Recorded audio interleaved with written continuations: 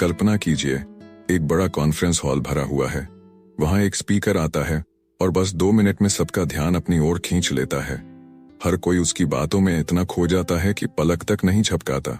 लेकिन वहीं एक और स्पीकर आता है और 5 मिनट के अंदर ही लोग मोबाइल देखने लगते हैं, बोर होने लगते हैं। आखिर ऐसा क्यों होता है? क्या यह सिर्फ शब्दों का जादू है या फिर इसके पीछे कोई विज्ञान छुपा हुआ है?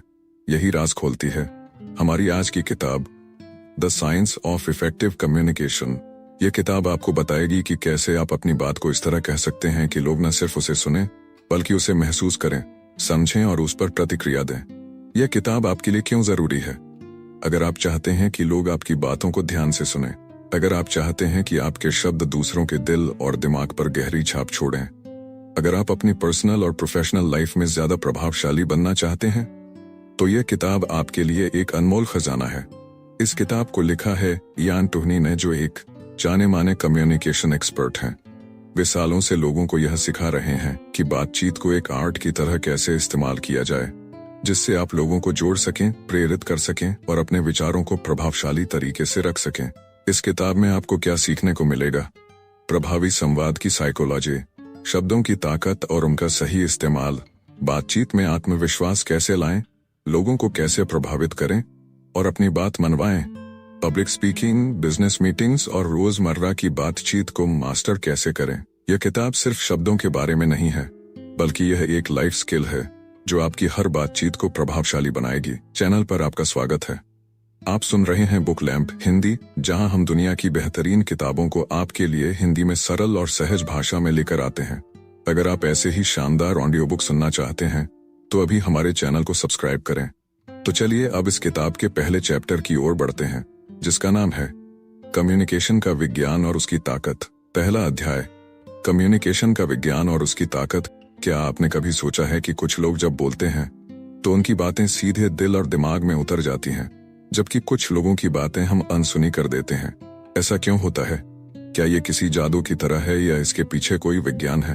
एक समय की बात है, एक बहुत बड़े बिजनेसमैन की कंपनी में 2 मैनेजर काम करते थे। दोनों ही बहुत मेहनती थे, लेकिन उनके नेतृत्व में एक बड़ा अंतर था। पहला मैनेजर जब भी अपनी टीम से बात करता तो बस ऑर्डर देता, ये करो, वो करो, ये सही नहीं हुआ, इस पर ध्यान दो। दूसरी ओर दूसरा मैनेजर जब भी अपनी टीम से बात करता तो कहता, हम ये काम कैसे बेहतर कर सकते हैं? तुम्हें इसमें कोई दिक्कत तो नहीं आ रही? अगर हाँ तो मैं तुम्हारी मदद कर सकता हूँ। समय बीतता गया और पहले मैनेजर की टीम में काम करने वाले लोग तनाव में रहने लगे। वे बस अपने काम को पूरा करने में लगे रहते, लेकिन उत्साह में नहीं थे।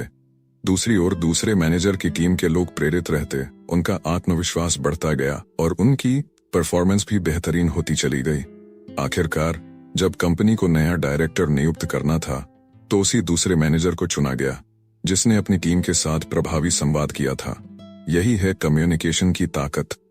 सही शब्द, सही भावना और सही तरीका न केवल आपको एक अच्छा लीडर बना सकता है, बल्कि आपकी सफलता भी सुनिश्चित कर सकता है। कम्युनिकेशन क्यों महत्वपूर्ण है?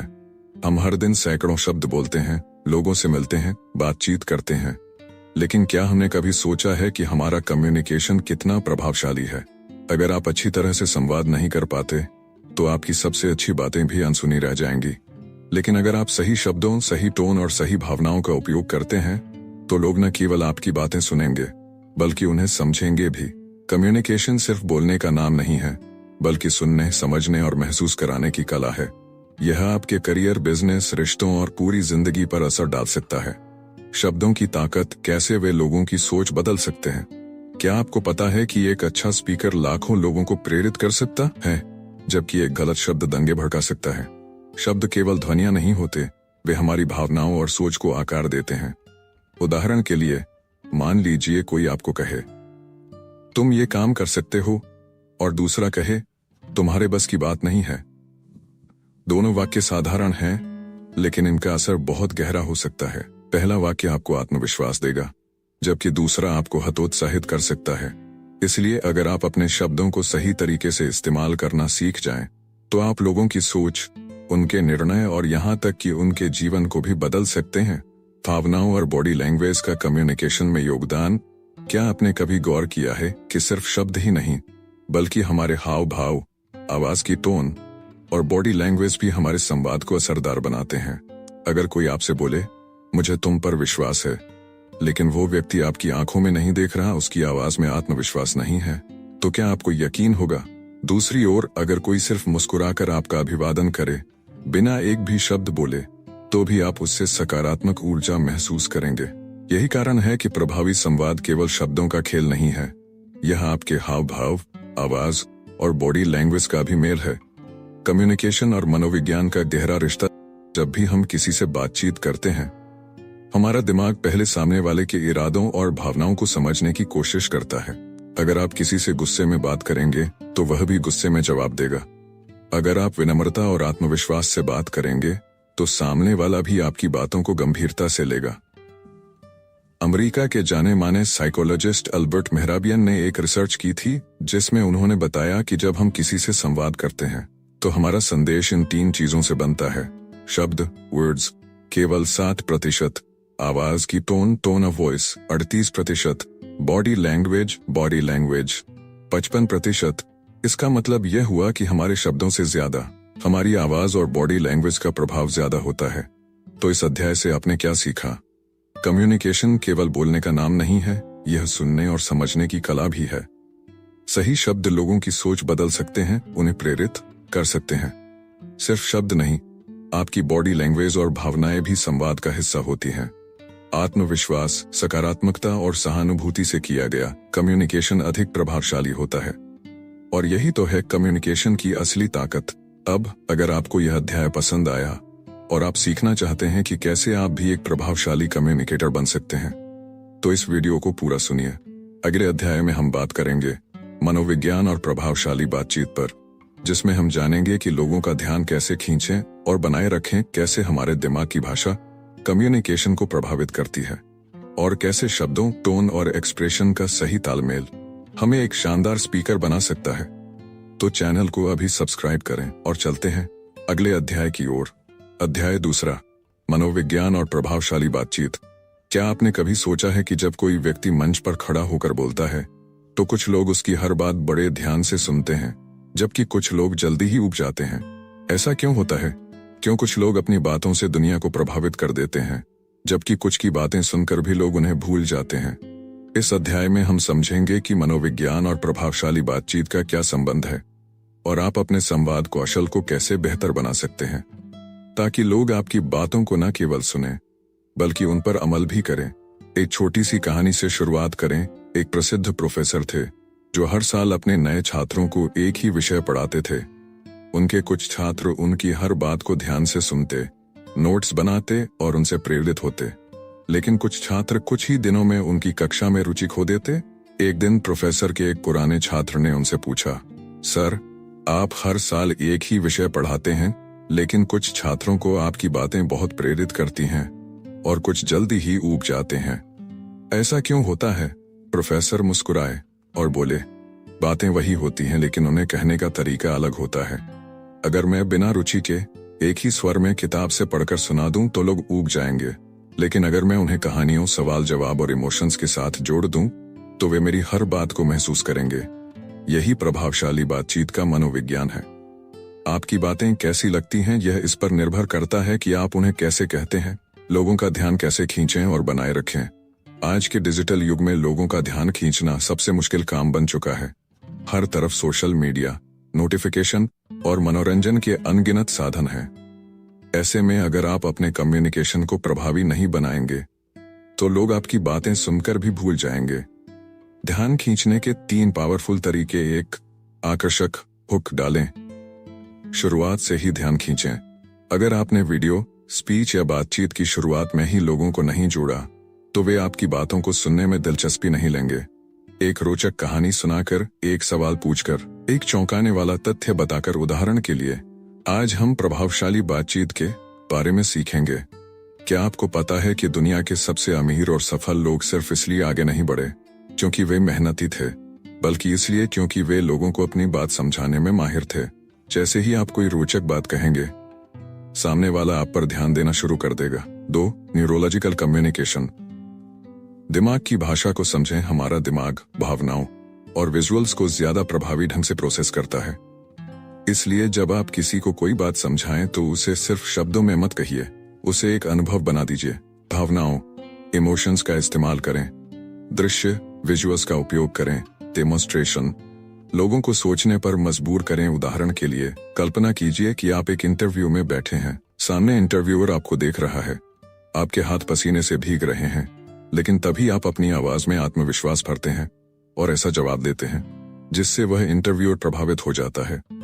इस तरह की कहानी सामने वाले के दिमाग में एक तस्वीर बना देती है और वह आपके शब्दों को जल्दी भूलता नहीं है। 3, शब्दों, टोन और एक्सप्रेशन का सही तालमेल।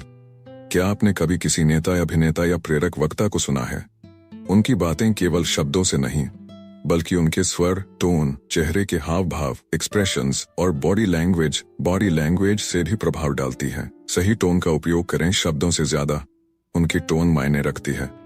उदाहरण, तुम बहुत अच्छा कर सकते हो। जोश और सकारात्मकता के साथ, तुम बहुत अच्छा कर सकते हो। तुम बहुत अच्छा कर सकते हो। उदासी और हताशा के साथ, दोनों वाक्य एक जैसे हैं, लेकिन उनकी टोन अलग है और इससे उनका प्रभाव भी बदल जाता है। एक्सप्रेशन को सही रखें। अगर आप खुशी की बात कर रहे हैं तो आपका चेहरा भी खुश दिखना चाहिए। अगर आप कोई गंभीर बात कर रहे हैं तो आपकी आंखें और चेहरे के भाव गंभीर होने चाहिए। अगर आप प्रेरणादायक बात कर रहे हैं तो आपकी बॉडी लैंग्वेज आत्मविश्वास से भरी होनी चाहिए।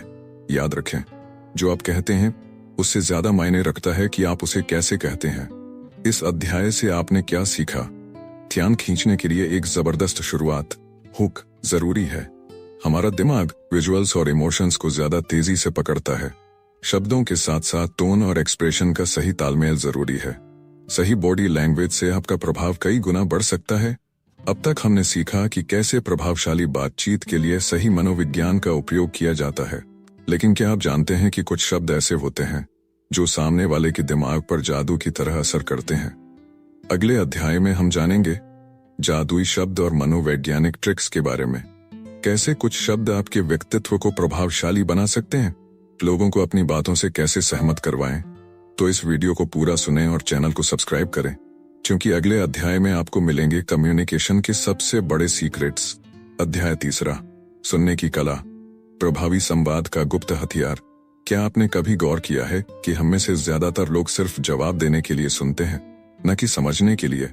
जब कोई बात कर रहा होता है तो हम मन ही मन अगले जवाब की तैयारी कर रहे होते हैं, बजाय इसके कि सामने वाले की बात को गहराई से सुने और समझें। लेकिन सफल और प्रभावशाली लोग एक खास कला में माहिर होते हैं।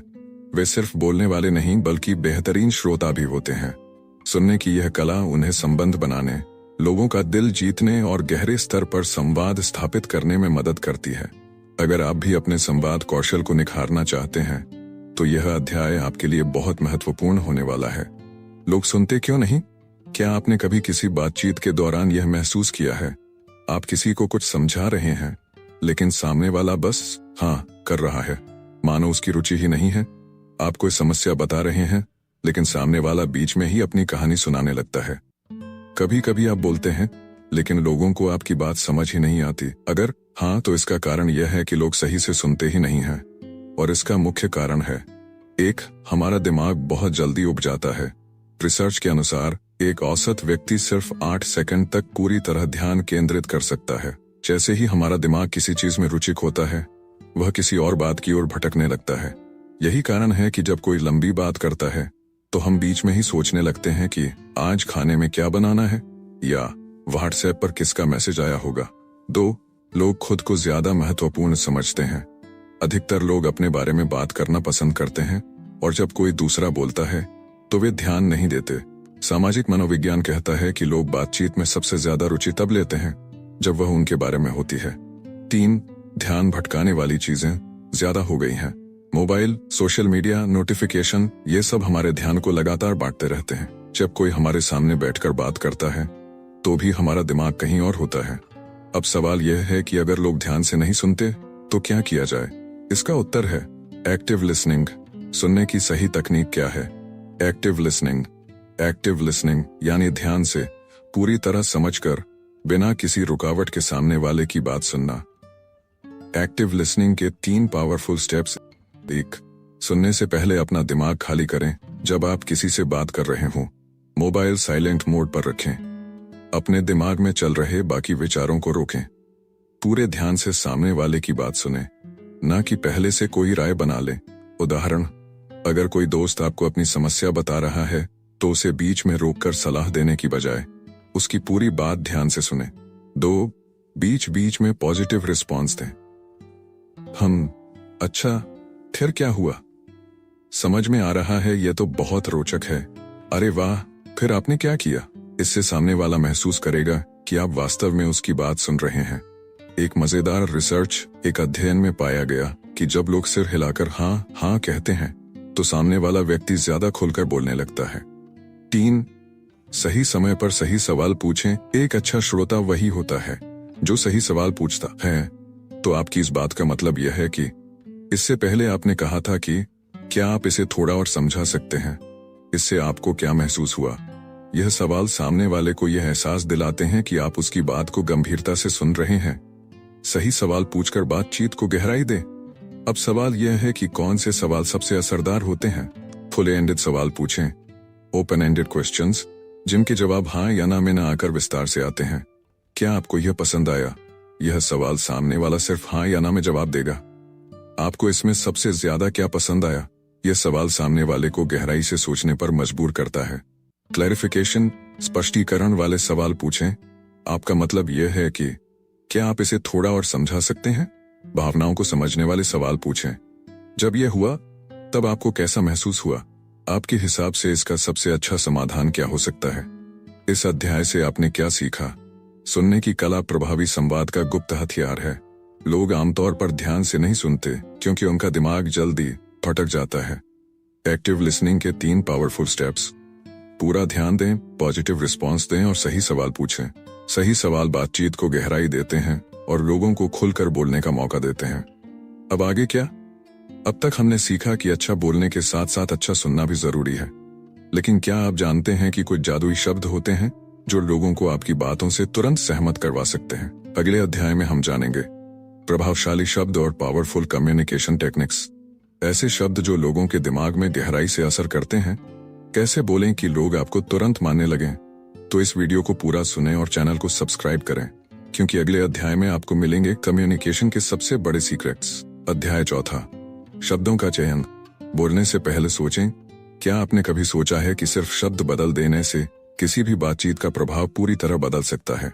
एक ही बात को 2 अलग तरीकों से कहा जा सकता है, लेकिन दोनों का असर अलग होगा। उदाहरण के लिए, आप यह काम बहुत अच्छे से कर सकते हैं, आपको यह काम करना चाहिए। पहले वाक्य में प्रेरणा और विश्वास झलकता है, जबकि दूसरे में दबाव और आदेश का भाव है। महान संचारक कम्युनिकेटर सिर्फ यह नहीं सोचते कि क्या बोलना है, बल्कि यह भी सोचते हैं कि कैसे बोलना है। शब्द सिर्फ ध्वनि नहीं होते, वे विचार, भावनाएं और रिश्ते बनाते या बिगाड़ते हैं। इस अध्याय में हम जानेंगे कि सही शब्दों का चयन क्यों जरूरी है और कैसे आप अपने शब्दों से गहरा प्रभाव छोड़ सकते हैं। सकारात्मक और नकारात्मक शब्दों का प्रभाव। 1. शब्दों का दिमाग पर सीधा असर पड़ता है। मनोविज्ञान कहता है कि जब हम सकारात्मक शब्द सुनते हैं तो हमारा दिमाग डोपामिन, खुशी का हार्मोन रिलीज करता है। वहीं नकारात्मक शब्द स्ट्रेस हार्मोन, कॉर्टिसोल बढ़ा देते हैं। अब सोचिए, अगर कोई आपसे कहे, तुम हमेशा गलतियां करते हो, कोई बात नहीं, अगली बार और बेहतर कर सकते हो। पहली लाइन सुनकर आपका आत्मविश्वास गिर सकता है, जबकि दूसरी लाइन आपको प्रेरित कर सकती है। नियम: जब भी बोलें सोचें, मेरे शब्दों से सामने वाले को सकारात्मक ऊर्जा मिलेगी या नकारात्मक। 2. नकारात्मक शब्दों को सकारात्मक में कैसे बदलें। कई बार हमें आलोचना करनी पड़ती है या किसी की गलती सुधारनी पड़ती है, लेकिन अगर हम सकारात्मक शब्दों का उपयोग करें तो प्रभाव दोगुना हो सकता है। आप बहुत सुस्त हैं, आपको तेज काम करना चाहिए। अगर आप थोड़ी तेजी लाएं तो आपका काम और प्रभावशाली दिखेगा। यह आइडिया अच्छा नहीं है, यह आइडिया अच्छा है, लेकिन इसे और बेहतर किया जा सकता है। टिप: लेकिन शब्द को और से बदलें। नहीं का प्रयोग कम करें, बल्कि सुझाव देने वाले शब्द जोड़ें। शब्दों का सही क्रम और संरचना। शब्दों को कैसे रखा जाए, यह उतना ही महत्वपूर्ण है जितना कि क्या कहा जाए। बातचीत के दौरान शब्दों के क्रम और संरचना को समझकर हम अपनी बात का असर बढ़ा सकते हैं। 1. सबसे जरूरी बात पहले कहें। रिसर्च के अनुसार पहली और आखिरी कही गई बातें सबसे ज्यादा याद रहती हैं, इसलिए किसी भी महत्वपूर्ण बात को पहले या अंत में रखें। यह प्रोजेक्ट अच्छा है, लेकिन इसमें सुधार की जरूरत है। इसमें थोड़ा सुधार की जरूरत है, लेकिन ये प्रोजेक्ट बहुत अच्छा है। पहली लाइन में नकारात्मक प्रभाव पहले आता है, जबकि दूसरी में सकारात्मक प्रभाव पहले आता है, जिससे बातचीत ज्यादा प्रेरणादायक बन जाती है। 2. मैं के बजाय आपका प्रयोग करें। जब भी बातचीत करें, सामने वाले को केंद्र में रखें। मुझे लगता है कि आपको यह करना चाहिए। अगर आप ऐसा करेंगे तो आपको फायदा होगा। दूसरी लाइन में सामने वाले को प्राथमिकता दी गई है, जिससे वह ज्यादा आसानी से सहमत होगा। आसान भाषा बनाम जटिल भाषा, कौन ज्यादा प्रभावशाली है? 1. सरल भाषा हमेशा बेहतर होती है। क्या आपने कभी किसी स्पीकर को सुना है जो बहुत कठिन शब्दों का इस्तेमाल करता है और आपको समझ में ही नहीं आता? इस प्रस्तावित विचार के क्रियान्वयन हेतु व्यवस्थापन की आवश्यकता होगी। कितना जटिल वाक्य है, अब इसे आसान भाषा में कहें। इस आइडिया को लागू करने के लिए सही योजना बनानी होगी। 2. सरल भाषा का जादू। महात्मा गांधी, अब्राहम लिंकन और स्टीव जॉब्स तीनों महान वक्ता थे। इनकी बातों में जटिल शब्द नहीं बल्कि आसान और सीधी भाषा होती थी, जिससे आम लोग भी उन्हें समझ पाते थे। टिप: छोटे और सीधे वाक्य बनाएं। तकनीकी शब्दों का कम से कम उपयोग करें। आसान भाषा में बोलें ताकि हर कोई समझ सके। इस अध्याय से आपने क्या सीखा? शब्दों का चयन बहुत महत्वपूर्ण होता है, क्योंकि वे हमारे विचारों और रिश्तों पर असर डालते हैं। सकारात्मक शब्द आत्मविश्वास बढ़ाते हैं, जबकि नकारात्मक शब्द हतोत्साहित कर सकते हैं। बातचीत में शब्दों का सही क्रम और संरचना प्रभाव को कई गुना बढ़ा सकती है। आसान और सीधी भाषा सबसे प्रभावशाली होती है। अब आगे क्या? अब तक हमने सीखा कि कैसे सही शब्दों का चयन और संरचना हमें एक प्रभावशाली संचारक बना सकती है। लेकिन क्या आप जानते हैं कि हमारी आवाज, लहजा और हाव भाव, बॉडी लैंग्वेज भी हमारी बातों को ज्यादा प्रभावशाली बना सकते हैं? अगले अध्याय में हम जानेंगे आवाज और टोन का जादू। कैसे बोले कि लोग आपकी बात सुने। बॉडी लैंग्वेज बिना बोले भी प्रभावशाली दिखने का राज। आंखों का संपर्क और हाव भाव का सही उपयोग। तो जुड़े रहें और अगले अध्याय में जाने बोलने की कला के सबसे गहरे रहस्य। अध्याय 5वां, पब्लिक स्पीकिंग का विज्ञान, स्टेज पर छा जाने की कला। क्या आपने कभी सोचा है कि कुछ लोग स्टेज पर खड़े होते हैं और सिर्फ अपनी आवाज से ही हजारों लोगों का दिल जीत लेते हैं, जबकि कुछ लोग पूरी कोशिश के बावजूद दर्शकों का ध्यान नहीं खींच पाते? आखिर क्या है वो राज जो एक प्रभावशाली वक्ता को दूसरों से अलग बनाता है? आज हम जानेंगे पब्लिक स्पीकिंग के विज्ञान के बारे में, और साथ ही साथ वो टिप्स भी जो आपको स्टेज पर छा जाने की कला सिखाएंगे। ये सच है कि बहुत से लोग पब्लिक स्पीकिंग से डरते हैं, लेकिन इस डर को आत्मविश्वास में कैसे बदला जा सकता है, ये हम इस अध्याय में सीखेंगे। हम जानेंगे कि ऑडियंस को कैसे जोड़ा जाए और प्रभावशाली भाषण की रणनीति क्या होनी चाहिए। तो चलिए इस रोमांचक सफर की शुरुआत करते हैं। ऑडियंस को कैसे जुड़े रखें? आप स्टेज पर खड़े हैं, सामने हजारों लोग बैठे हैं। अब सवाल यह है कि क्या आप उनसे जुड़ पा रहे हैं? क्या वो आपकी बातों पर ध्यान दे रहे हैं, या उनकी आंखें कहीं और हैं और दिमाग कहीं और? सबसे पहली बात, ऑडियंस के साथ जुड़ाव बहुत जरूरी है। जब तक आप ऑडियंस से कनेक्ट नहीं करेंगे, तब तक आप अपनी बातों का असर नहीं डाल पाएंगे। 1. आंखों का संपर्क, आई कॉन्टैक्ट। आंखों से जुड़ाव सबसे असरदार तरीका है ऑडियंस को अपने साथ जोड़ने का। जब आप किसी से आंखों में आंखें डालकर बात करते हैं, तो वो व्यक्ति महसूस करता है कि आप उसके साथ हैं। नजरें घुमाने से बचें, एक व्यक्ति से आंखें मिलाकर बात करें, फिर अगले व्यक्ति से। इससे ऑडियंस को लगेगा कि आप उनसे व्यक्तिगत रूप से बात कर रहे हैं और वो ज्यादा ध्यान देंगे। तो सवाल पूछें, आस्क क्वेश्चंस। सवाल पूछने से आप ऑडियंस को सक्रिय और ध्यान केंद्रित रखते हैं। सवाल केवल जवाब पाने के लिए नहीं होते, बल्कि ये बातचीत को इंटरेक्टिव बनाते हैं। उदाहरण के लिए, अगर आप किसी प्रेरणादायक भाषण दे रहे हैं, तो आप सवाल पूछ सकते हैं, आप में से कितने लोग महसूस करते हैं कि उनके पास अपनी पूरी क्षमता दिखाने का मौका नहीं मिला?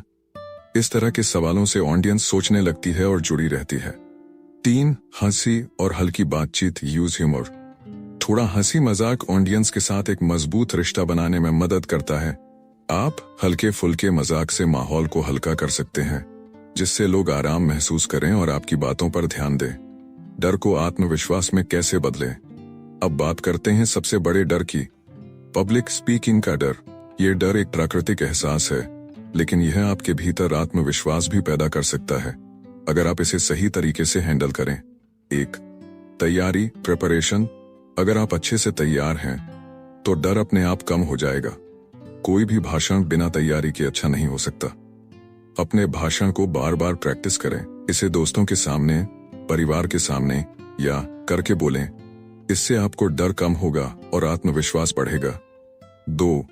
श्वास पर ध्यान दें। Focus on breath. गहरी श्वास लेना आपको शांत रखता है। जब आप तनाव महसूस करें तो गहरी सांसें लें। इससे आपका दिल की धड़कन धीमी होगी और आपका मानसिक संतुलन ठीक रहेगा। सांसों पर ध्यान केंद्रित करने से आप खुद को फिर से ताजगी महसूस कर सकते हैं, जिससे आत्मविश्वास की भावना बढ़ेगी। 3. खुद से बात करें। Self talk. खुद को सकारात्मक रूप से तैयार करना बहुत महत्वपूर्ण है। सोचें कि आप किसी सफल वक्ता की तरह बोल रहे हैं और सामने वाले को आपके शब्दों से प्रेरणा मिल रही है। मैं अच्छा कर सकता हूं, या मुझे विश्वास है कि लोग मेरी बातों से प्रभावित होंगे। जैसे सकारात्मक संवाद से आपका आत्मविश्वास बढ़ेगा। प्रभावशाली भाषण की 3 स्टेप रणनीति। 1. शुरुआत। पहले कुछ शब्दों में ध्यान खींचें। Hook your audience. बातचीत की शुरुआत हमेशा दिलचस्प और प्रेरणादायक होनी चाहिए। जैसे कोई कहानी, चौंकाने वाला तथ्य या दिलचस्प सवाल ऑडियंस का ध्यान खींच सकते हैं। अगर आपने शुरुआत में ही ऑडियंस का ध्यान आकर्षित कर लिया तो आपके पास सुनने के लिए पूरा समय होगा। उदाहरण के लिए, क्या आपने कभी सोचा है कि दुनिया का सबसे अमीर व्यक्ति कैसे बना? उसकी सफलता की शुरुआत कहां से हुई? 2. मध्य बातों को स्पष्ट और आकर्षक बनाएं। Clear and engaging body. इस हिस्से में आपको अपने मुख्य बिंदुओं को स्पष्ट और आसान तरीके से प्रस्तुत करना होता है। किसी विशेष तथ्य या उदाहरण का उपयोग करें जिससे ऑडियंस को लगे कि आप उन्हें कुछ नया सिखा रहे हैं। इसे व्यावहारिक और कनेक्टिव तरीके से पेश करें। उदाहरण के लिए, अगर आप एक प्रेरणादायक भाषण दे रहे हैं तो कुछ सच्ची कहानियां या व्यक्तिगत अनुभव जोड़ सकते हैं। 3. समाप्ति। प्रेरणा और क्रियावली का आह्वान। Call to action. भाषण का अंत सशक्त और प्रेरणादायक होना चाहिए। अंतिम कुछ शब्दों में आप अपने श्रोताओं को कुछ ऐसा देने चाहिए जिससे वो प्रेरित होकर आगे बढ़े। उदाहरण के लिए, अब आपका वक्त है, जो आपने सुना है उस पर काम करें और अपने सपनों को पूरा करें। इस अध्याय से आपने क्या सीखा? ऑडियंस के साथ जुड़ने के लिए आंखों का संपर्क, सवाल पूछना और हंसी मजाक का सही उपयोग महत्वपूर्ण है। डर को आत्मविश्वास में बदलने के लिए तैयारी, श्वास पर ध्यान और खुद से सकारात्मक बातें करना जरूरी है। एक प्रभावशाली भाषण के 3 मुख्य चरण हैं: शुरुआत, मध्य और समाप्ति। अब आगे क्या? अब तक हमने सीखा कि कैसे प्रभावशाली पब्लिक स्पीकिंग से हम अपने संदेश को सही तरीके से पहुंचा सकते हैं और लोगों को प्रेरित कर सकते हैं। लेकिन क्या आप जानते हैं कि आपकी आवाज और टोन को कैसे सही दिशा में प्रयोग किया जा सकता है? अगले अध्याय में हम जानेंगे आवाज और टोन का सही उपयोग, कैसे अपनी आवाज से एक मजबूत प्रभाव छोड़ें। अध्याय 6, बातचीत में आत्मविश्वास कैसे लाएं। आपने शायद देखा होगा कि कुछ लोग जब भी बोलते हैं उनके भीतर एक अनोखा आत्मविश्वास होता है। उनका अंदाज, उनकी आवाज और उनका तरीका, यह सब कुछ ऐसा होता है जो दूसरों को आकर्षित करता है। क्या आप कभी सोचते हैं कि क्या वह आत्मविश्वास इतना आसानी से आता है या फिर इसके पीछे कुछ खास तरीके और अभ्यास होते हैं? आज के इस अध्याय में हम जानेंगे कि बातचीत में आत्मविश्वास कैसे लाया जाए। आत्मविश्वास सिर्फ शब्दों तक सीमित नहीं होता, बल्कि ये आपके मनोबल, बॉडी लैंग्वेज और आपके विचारों के माध्यम से बाहर आता है। तो चलिए जानते हैं आत्मविश्वास को बढ़ाने के कुछ बेहतरीन तरीके और वह कुछ उपाय जिन्हें अपनाकर आप अपनी बातचीत को और भी प्रभावी बना सकते हैं। आत्मविश्वास बढ़ाने के व्यवहारिक तरीके। बातचीत में आत्मविश्वास लाने के लिए कुछ व्यवहारिक तरीकों को अपनाना जरूरी है। क्या आप महसूस करते हैं कि जब भी आप बोलने की कोशिश करते हैं आपकी आवाज कांपने लगती है या फिर आप अपनी बात सही तरीके से नहीं कह पाते? तो अब वक्त है इसे बदलने का। 1, खुद को सही तरीके से प्रस्तुत करें। Prepare yourself. जब तक आप अपने विषय पर पूरी तरह से तैयार नहीं होंगे तब तक आत्मविश्वास की कमी महसूस होगी। तैयारी न केवल आपकी बातों को बेहतर बनाती है बल्कि आपका आत्मविश्वास भी बढ़ाती है। विषय को अच्छे से समझें और उस पर बातचीत करने से पहले कुछ अभ्यास करें। अगर आप किसी नए विषय पर बात कर रहे हैं तो उसे समझकर और फिर दूसरों के सामने बोलने का अभ्यास करें। अच्छी तैयारी आपको आत्मविश्वासी बनाएगी क्योंकि आप जो कह रहे हैं वह सही और सटीक है। 2, छोटे लक्ष्य तय करें। Set small goals. अपने आत्मविश्वास को बढ़ाने के लिए सबसे पहला कदम यह है कि छोटे छोटे लक्ष्य तय करें। शुरुआत में यह लक्ष्य कुछ छोटा हो सकता है, जैसे कि एक बार में 5 मिनट तक बोलने की कोशिश करें। जैसे जैसे आप इन छोटे लक्ष्यों को पूरा करेंगे आपके आत्मविश्वास में स्वाभाविक रूप से वृद्धि होगी। हर छोटे लक्ष्य के बाद आपको सफलता का एहसास होगा जो आत्मविश्वास को और मजबूत करेगा। 3. सकारात्मक सोच अपनाएं। Adopt positive thinking. आप जो सोचते हैं वही आपके व्यवहार और आपकी बातों में नजर आता है। पॉजिटिव सोच से आपका मनोबल और आत्मविश्वास दोनों मजबूत होते हैं। जब आप अपने आप से मैं यह कर सकता हूं या मुझे इसमें कोई दिक्कत नहीं आएगी जैसी बातें करेंगे तो आपके मन में डर कम होगा और आत्मविश्वास बढ़ेगा। कम्युनिकेशन ब्लॉकेज को तोड़ने के उपाय। बहुत बार हम सोचते हैं कि हमारी बात दूसरे तक नहीं पहुंच रही है या फिर हमारी बातें दूसरों को उतनी प्रभावी नहीं लग रही हैं। यह सब कम्युनिकेशन ब्लॉकेज की वजह से होता है। आइए जानते हैं उन ब्लॉकेज को तोड़ने के कुछ आसान उपाय। 1. डर को नियंत्रित करें। Control your fear. अक्सर डर हमारी सबसे बड़ी रुकावट बनता है। यह डर हमें अपनी बातों को सही तरीके से बोलने से रोकता है। अपने डर को पहचानें, उसे स्वीकार करें और फिर उस पर काबू पाने के लिए मानसिक रूप से तैयार रहें। गहरी श्वास लें और अपनी सोच को सकारात्मक बनाए रखें। इससे आपका डर कम होगा और आप खुद को ज्यादा आत्मविश्वासी महसूस करेंगे। 2. अपने शारीरिक हाव भाव पर ध्यान दें। Focus on your body language. कभी आपने महसूस किया है कि जब आप घबराए होते हैं तो आपका शरीर भी असहज हो जाता है, आपका चेहरा तंग हो जाता है और शरीर सिकुड़ जाता है। ऐसे में ऑडियंस के सामने आपकी बातों का प्रभाव कम हो जाता है। सही बॉडी लैंग्वेज आत्मविश्वास को प्रदर्शित करती है। जब आप खुलकर खड़े होते हैं, आंखों से संपर्क बनाते हैं और सीधे चलते हैं तो सामने वाले पर आपका प्रभाव बढ़ता है। अपने हाथों का सही इस्तेमाल भी बेहद महत्वपूर्ण है। बोलते वक्त अपने हाथों से बात को और स्पष्ट करने की कोशिश करें। 3. अपनी आवाज का सही प्रयोग करें। Use your voice effectively. आत्मविश्वास से भरी आवाज दूसरों पर प्रभाव डालती है। आपकी आवाज जितनी स्पष्ट, प्रभावी और संयमित होगी उतना ही ज्यादा लोग ध्यान देंगे। धीरे धीरे बोलें ताकि आपकी बातें स्पष्ट हो सकें। बहुत तेज या बहुत धीमा बोलना दोनों ही ब्लॉकेज का कारण बन सकता है। स्वाभाविक और आत्मविश्वास से भरी आवाज से आप ज्यादा प्रभावशाली हो सकते हैं। बोलते समय बॉडी लैंग्वेज का सही उपयोग आपकी बातों को सिर्फ शब्द ही नहीं बल्कि आपकी बॉडी लैंग्वेज भी प्रभावी बनाती है। अध्याय 7वां। प्रभावी कहानी कहने की कला। स्टोरी टेलिंग की ताकत। क्या आपने कभी महसूस किया है कि एक अच्छी कहानी आपको पूरी तरह से अपनी तरफ खींच लेती है? कहानी सुनते वक्त हम खुद को उसमें इतना डूबा हुआ महसूस करते हैं कि समय का पता ही नहीं चलता। हम जानते हैं कि कहानियां हमारे जीवन का एक अभिन्न हिस्सा रही हैं। बचपन में दादी नानी से सुनाई जाने वाली कहानियां, स्कूल के दिनों में किताबों में पढ़ी जाने वाली रोमांचक कहानियां और अब सोशल मीडिया या फिल्मों में सुनने और देखने वाली कहानियां। तो क्या है यह कहानी कहने की कला और क्यों यह इतनी प्रभावशाली होती है? आइए जानते हैं इस अध्याय में कहानियां क्यों असरदार होती है। कहानियां हमेशा से लोगों के दिलों में जगह बनाती रही हैं। वे सिर्फ जानकारी देने का एक तरीका नहीं होती बल्कि हमारी भावनाओं, विचारों और अनुभवों को जोड़ने का एक प्रभावी माध्यम भी होती है। 1. भावनाओं से जुड़ी होती हैं। Emotionally connecting. कहानियां भावनाओं का एक गहरा संबंध होती है। जब हम एक कहानी सुनते हैं तो यह हमारी आंतरिक भावनाओं को उत्तेजित करती है। एक अच्छी कहानी हमें हंसी, गुस्से, डर या प्यार जैसी भावनाओं से जोड़ सकती है। कहानी कहने से हमें अपनी भावनाओं को व्यक्त करने का मौका मिलता है और सामने वाले को भी हमसे भावनात्मक स्तर पर जुड़ने का अवसर मिलता है। यह हमें साझा अनुभव देता है जिससे हम महसूस करते हैं कि हम अकेले नहीं हैं। 2. याद रखने में मदद करती हैं। Helps in retention. जब आप किसी व्यक्ति से कोई तथ्यों या आंकड़ों के बारे में बात करते हैं तो वह ज्यादा देर तक याद नहीं रहता, लेकिन अगर आप उन्हीं तथ्यों और आंकड़ों को किसी कहानी के रूप में प्रस्तुत करते हैं तो लोग उसे आसानी से याद रखते हैं। कहानी को याद रखना आपके दिमाग में एक गहरी छाप छोड़ता है। यह हमें कनेक्ट करने और स्मरण में रखने में मदद करती है। कहानियां हमें छवि देती हैं जो हमारे दिमाग में अवधारणाओं और विचारों का निर्माण करती है। 3. समझने में मदद करती हैं। Helps in understanding. कभी कभी हम जो कुछ भी समझाते हैं वह बहुत जटिल हो सकता है, लेकिन जब उसी बात को किसी कहानी के माध्यम से समझाया जाता है तो वह सरल और दिलचस्प हो जाता है। कहानी की सहायता से जटिल चीजों को आसान बनाना संभव होता है। यह सूचना को एक संवेदनशील रूप में प्रस्तुत करती है। एक अच्छी कहानी की संरचना। अगर आपको एक प्रभावी और यादगार कहानी सुनानी है तो आपको उसकी सही संरचना समझनी होगी।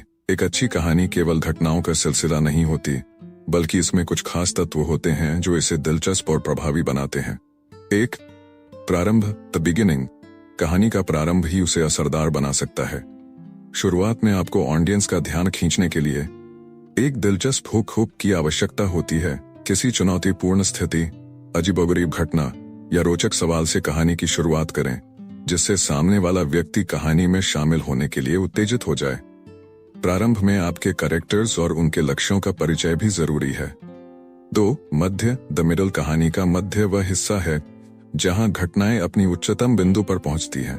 यह वह हिस्सा होता है जहां आपको अपनी कहानी के मुख्य मुद्दे और समस्याओं को विस्तार से प्रस्तुत करना होता है। मध्य में संघर्ष और समाधान की खोज होती है। यह हिस्सा ऑडियंस को एक पेंडुलम की तरह झूलने पर मजबूर करता है, कभी सुख, कभी दुख, कभी संदेह और कभी समाधान की उम्मीद। 3. अंत, द एंड। कहानी का अंत बहुत ही अहम होता है।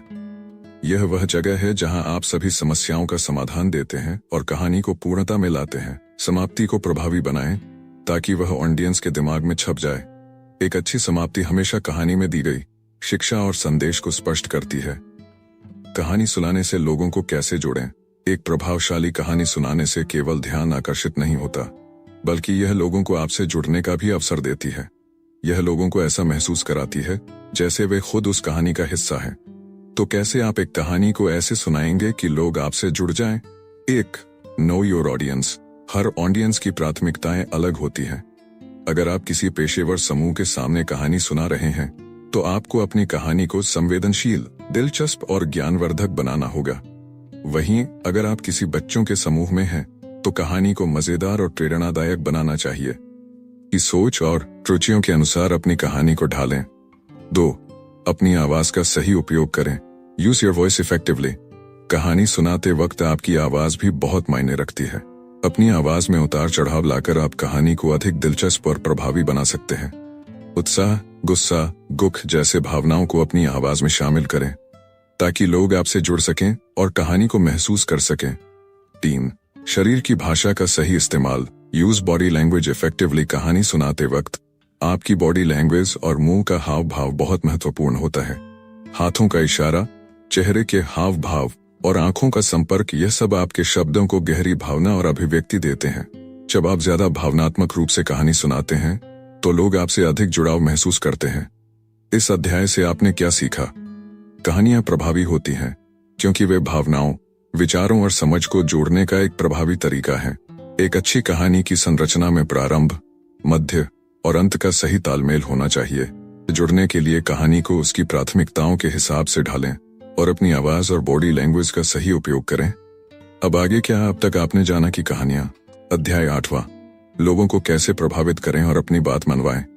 हम सभी ने कभी न कभी यह अनुभव किया होगा कि कोई हमें अपनी बातों से बहुत आसानी से मनवा लेता है, चाहे वह ऑफिस में बॉस हो या कोई दोस्त।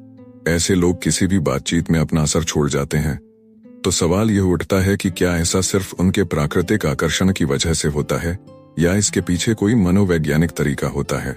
इस अध्याय में हम जानेंगे कि लोगों को कैसे प्रभावित किया जाए और अपनी बात कैसे मनवाई जाए।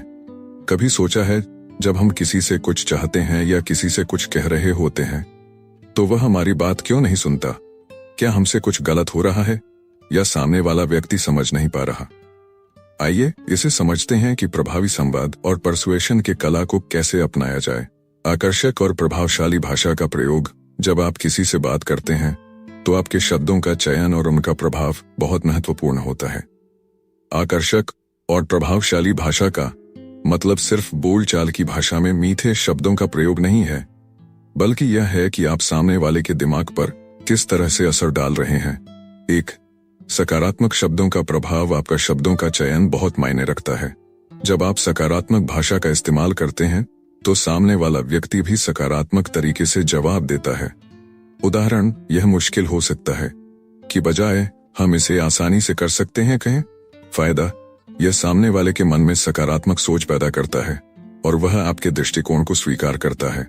2. सरलता और स्पष्टता। आकर्षक भाषा का मतलब यह नहीं कि आप बहुत जटिल शब्दों का इस्तेमाल करें। अक्सर साधारण और सीधी भाषा ज्यादा प्रभावी होती है। उदाहरण, क्या आप मेरी मदद कर सकते हैं? यह सरल, स्पष्ट और प्रभावी प्रश्न है। फायदा, जब बात साफ साफ कही जाती है, तो सामने वाला व्यक्ति तुरंत समझता है कि आप क्या चाहते हैं। 3. भावनाओं का सही इस्तेमाल।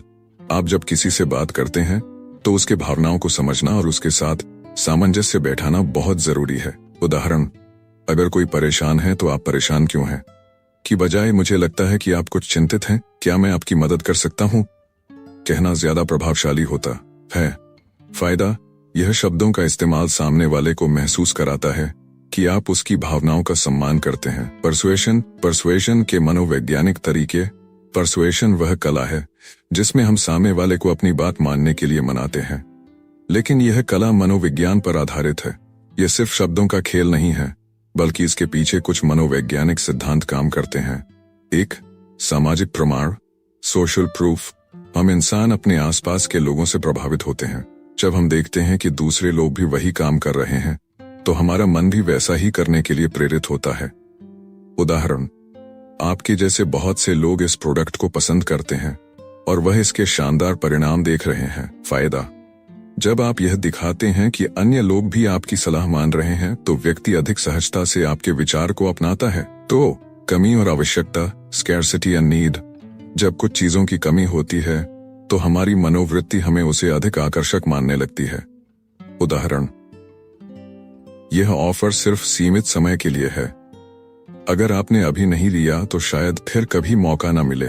फायदा, यह एक मानसिक दबाव उत्पन्न करता है और सामने वाला व्यक्ति जल्दी से जल्दी आपकी बात मानने का फैसला करता है। 3. पसंद और विश्वास, लाइकेबिलिटी एंड ट्रस्ट। जब हम किसी व्यक्ति को पसंद करते हैं और उस पर विश्वास करते हैं, तो वह हमारे निर्णयों पर असर डालता है। उदाहरण, किसी व्यक्ति से किसी विषय पर प्रभावी तरीके से बात करने के लिए सबसे पहले उसे आपका मित्र और आपका विश्वास बनना होगा। फायदा, अगर व्यक्ति आपके साथ जुड़ा हुआ महसूस करता है, तो वह आसानी से आपकी बात मानने के लिए तैयार हो जाता है। 4. मजबूती का सिद्धांत, रेसिप्रोसिटी प्रिंसिपल। जब हम किसी को कुछ देते हैं, तो वह मन में यह सोचता है कि वह भी हमें कुछ देगा। यह मनोविज्ञान का एक महत्वपूर्ण हिस्सा है। उदाहरण, मैंने आपकी मदद की है, अब क्या आप मेरी मदद करेंगे। फायदा, जब आप किसी को पहले कुछ अच्छा देते हैं, तो वह उसके बदले में आपके लिए कुछ करने के लिए तैयार होता है। विनम्र लेकिन दृढ़ संवाद की रणनीति।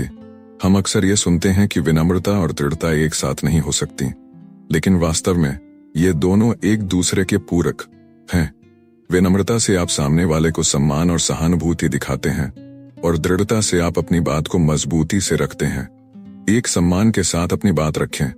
रिस्पेक्टफुली असर्टिव, विनम्र तरीके से अपनी बात रखना जरूरी है, लेकिन इसका मतलब यह नहीं कि आप कमजोर दिखें।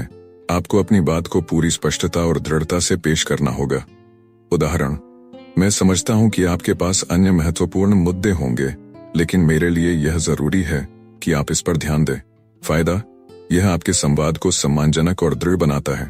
2. हाँ या नहीं में जवाब दें, क्लियर यस और नो। जब आप अपनी बात रखते हैं, तो यह जरूरी है कि आपका उत्तर स्पष्ट और सीधा हो। उदाहरण, मुझे लगता है कि हम इस पर बाद में बात कर सकते हैं, लेकिन अब मुझे इस मुद्दे पर निर्णय लेना है। फायदा, यह सामने वाले को स्पष्टता देता है और आप अपनी बात को बिना कोई विलंब किए सीधे रखते हैं। 3. सक्रिय सुनवाई, एक्टिव लिसनिंग। यह जरूरी है कि आप सिर्फ बोलने में ही ना लगें, बल्कि सामने वाले की बातों को ध्यान से सुनें और उनकी प्रतिक्रियाओं को समझें। अध्याय 9। बातचीत में बॉडी लैंग्वेज का प्रभाव। हम सभी जानते हैं कि शब्दों का बहुत महत्व है, लेकिन क्या आप जानते हैं कि आपके शरीर की भाषा यानी बॉडी लैंग्वेज कभी कभी शब्दों से भी ज्यादा प्रभावशाली हो सकती है। कई बार जो हम कहते हैं वह उतना महत्वपूर्ण नहीं होता जितना कि हम कैसे कहते हैं। बॉडी लैंग्वेज के जरिए हम अपनी भावनाओं, विचारों और इरादों को बिना एक शब्द कहे सामने वाले तक पहुंचा सकते हैं। इस अध्याय में हम जानेंगे कि बॉडी लैंग्वेज का प्रभाव क्यों इतना महत्वपूर्ण है और इसे कैसे सही तरीके से इस्तेमाल किया जाए। बॉडी लैंग्वेज क्या होती है और यह क्यों जरूरी है? बॉडी लैंग्वेज वह तरीका है जिससे हम अपने शारीरिक हाव भाव, चेहरे के भाव, हाथों की गति और शरीर के मूवमेंट्स के माध्यम से अपना संदेश दूसरों तक पहुंचाते हैं।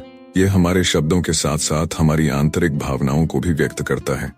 कई बार हम शब्दों से कुछ और कहते हैं, लेकिन हमारे शरीर की भाषा से कुछ और ही संदेश मिलता है। 1. बॉडी लैंग्वेज का प्रभाव। जब हम बातचीत करते हैं, तो हमारा शरीर खुद ब खुद संकेत भेजता है।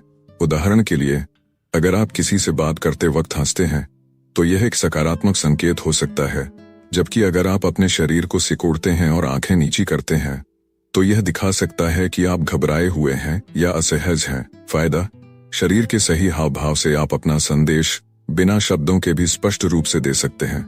2. विश्वास का संकेत। जब हम दूसरे लोगों के सामने आत्मविश्वास के साथ खड़े होते हैं तो हमारा शरीर उन्हें दिखाता है कि हम विश्वसनीय हैं और हमारे शब्दों में ताकत है। फायदा, यह आत्मविश्वास बढ़ाने के साथ साथ दूसरों के मन में भी हमारे प्रति आत्मविश्वास पैदा करता है। आंखों का संपर्क और चेहरे के हाव भाव का सही उपयोग। हमारे आंखों का संपर्क और हमारे चेहरे के हाव भाव बातचीत में महत्वपूर्ण भूमिका निभाते हैं। सही आंखों का संपर्क आपको विश्वसनीय और आकर्षक बनाता है, जबकि गलत चेहरे के हाव भाव आपके संदेश को गलत तरीके से प्रस्तुत कर सकते हैं। एक आंखों का संपर्क बनाए रखने, विश्वास उत्पन्न करने और संदेश को प्रभावी ढंग से पहुंचाने के लिए जरूरी है। यदि आप किसी से बात करते हुए लगातार उसकी आंखों में देखें तो ये उसे यह एहसास कराता है कि आप सुन रहे हैं, ध्यान दे रहे हैं और आपकी बातों में गंभीरता है। उदाहरण, किसी से बात करते हुए अगर आपकी आंखें इधर उधर भटकती रहती हैं तो यह संकेत हो सकता है कि आप घबराए हुए हैं या ईमानदार नहीं हैं। इसके विपरीत, अगर आप उसकी आंखों में सीधे देख रहे हैं तो यह उसे सुनने और समझने का भरोसा दिलाता है। 2. चेहरे के हाव भाव। हमारे चेहरे के हाव भाव अक्सर हमारे इरादों और भावनाओं को प्रकट करते हैं। जब हम खुश होते हैं तो हमारे चेहरे पर स्वाभाविक रूप से मुस्कान आती है, और जब हम नाराज होते हैं तो हमारा चेहरा चिड़चिड़ा और तनावपूर्ण हो सकता है। उदाहरण, अगर आप सामने वाले से सहमत नहीं हैं लेकिन आप मुस्कुराते हुए यह दिखा रहे हैं तो यह झूठा प्रतीत हो सकता है। इसलिए यदि आप सच्चे हैं तो आपके चेहरे के हाव भाव और आपकी आंतरिक भावनाएं मेल खानी चाहिए। आत्मविश्वास दिखाने के लिए सही बॉडी लैंग्वेज। आत्मविश्वास का सही रूप में प्रस्तुत करना सिर्फ बोलने से नहीं होता, बल्कि आपके शरीर की भाषा भी इसका एहसास कराती है। आत्मविश्वास से भरी बॉडी लैंग्वेज आपको न केवल बातचीत में प्रभावी बनाती है, बल्कि यह दूसरों को यह बताती है कि आप खुद को और अपनी बातों को महत्वपूर्ण मानते हैं। 1. खड़े होने की स्थिति, पोस्चर। जब आप सही आत्मविश्वास से भरी मुद्रा में खड़े होते हैं तो आपका शरीर खुद ब खुद यह संदेश देता है कि आप मजबूत हैं। उदाहरण, सीधे खड़ा होना और कंधे खींचकर चलना आत्मविश्वास का प्रतीक है। फायदा, इससे सामने वाले को यह लगता है कि आप खुद पर विश्वास रखते हैं और आपकी बातों को गंभीरता से लिया जाना चाहिए। तो हाथों का सही उपयोग। आपके हाथों के हाव भाव भी आपकी बातों में ताकत डाल सकते हैं। जब आप हाथों का सही प्रयोग करते हैं तो आपके शब्दों को और प्रभावशाली बना सकते हैं। उदाहरण, जब आप किसी विचार को समझा रहे हों तो अपने हाथों को स्पष्ट रूप से आंदोलित करना सुनने वाले को आपके विचारों को समझने में मदद करता है। फायदा, जब आप ज्यादा घुमा फिरा कर अपने हाथों का प्रयोग करते हैं तो सामने वाले को ऐसा लगता है कि आप अपने विचारों को मजबूती से पेश कर रहे हैं। 3. आरामदायक मुद्रा, कंफर्टेबल पोजीशन। जब आप एक आरामदायक मुद्रा में होते हैं तो आपके शरीर की भाषा यह संदेश देती है कि आप स्वाभाविक हैं और आपकी बातों में कुछ छिपा हुआ नहीं है। उदाहरण, जब आप किसी से मिलते हैं और दोनों एक दूसरे से खुलकर बातचीत करते हैं तो आप आगे की ओर झुककर और सामने वाले की बातों को गंभीरता से सुनते हुए आरामदायक मुद्रा में होते हैं। फायदा, यह आपके आत्मविश्वास और सच्चाई को सामने लाता है और सामने वाले को सहज महसूस कराता है। इस अध्याय से आपने क्या सीखा? बॉडी लैंग्वेज केवल शब्दों से ज्यादा प्रभाव डाल सकती है और यह हमें बिना शब्दों के भी अपने विचार और भावनाएं सही तरीके से व्यक्त करने में मदद करती है। आंखों का संपर्क और चेहरे के हाव भाव को सही तरीके से इस्तेमाल करना सामने वाले के मन में विश्वास और आपके प्रति आकर्षण उत्पन्न करता है। आत्मविश्वास दिखाने के लिए सही बॉडी लैंग्वेज का इस्तेमाल हमें प्रभावशाली और प्रभावी बनाता है। इस अध्याय में आपने जाना कि बॉडी लैंग्वेज के जरिए आप अपनी भावनाओं और आत्मविश्वास को कैसे दिखा सकते हैं। अगले अध्याय में हम भावनाओं और प्रेरणा को समझेंगे और जानेंगे कि कैसे अपनी बातों से दूसरों को प्रेरित किया जाए। तो जुड़े रहें। अध्याय 10वां, टोन और आवाज का सही प्रयोग। जब हम बातचीत करते हैं तो हमारी आवाज और टोन हमारी शख्सियत का अहम हिस्सा होते हैं। क्या आप जानते हैं कि आपकी आवाज और उसकी टोन आपकी बातों से ज्यादा प्रभाव डाल सकती है?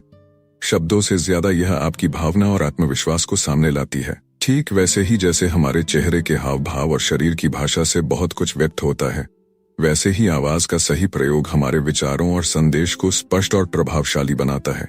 इस अध्याय में हम जानेंगे कि आवाज और टोन का सही इस्तेमाल कैसे आपकी बातचीत को और भी प्रभावी और यादगार बना सकता है।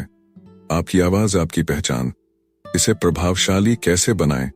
हमारे शब्दों के साथ साथ हमारी आवाज भी हमारे चरित्र और भावनाओं का प्रतिबिंब होती है। किसी भी बातचीत में आवाज का प्रभाव हमारे द्वारा कही गई बातों से कहीं अधिक हो सकता है।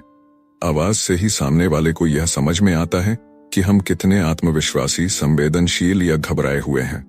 एक, आवाज की ऊंचाई से ही सामने वाले को आपके भावनात्मक स्तर का पता चलता है। जब आप ऊंची आवाज में बोलते हैं तो यह आमतौर पर उत्तेजना, उत्साह या कभी कभी घबराहट को व्यक्त करता है। वहीं गहरी आवाज एक स्थिरता, दृढ़ता और आत्मविश्वास का संकेत देती है। उदाहरण, जब आप किसी को उत्साहित करना चाहते हैं तो आवाज की ऊंचाई को थोड़ा बढ़ा सकते हैं, जिससे आपके शब्दों में ऊर्जा और प्रेरणा आएगी। इसके विपरीत, गंभीर मुद्दों पर बात करते समय एक गहरी आवाज से आपके शब्दों को अधिक गंभीरता और विश्वसनीयता मिलती है। 2, आवाज की गहराई, डेप्थ। आपकी आवाज की गहराई दर्शाती है कि आप किस प्रकार की भावनाओं को व्यक्त करने का प्रयास कर रहे हैं। जब आपकी आवाज गहरी होती है तो यह गंभीरता, सोच, विचार और स्थिरता को व्यक्त करती है। उदाहरण, एक गहरी आवाज किसी को आश्वस्त करने में बहुत प्रभावी हो सकती है।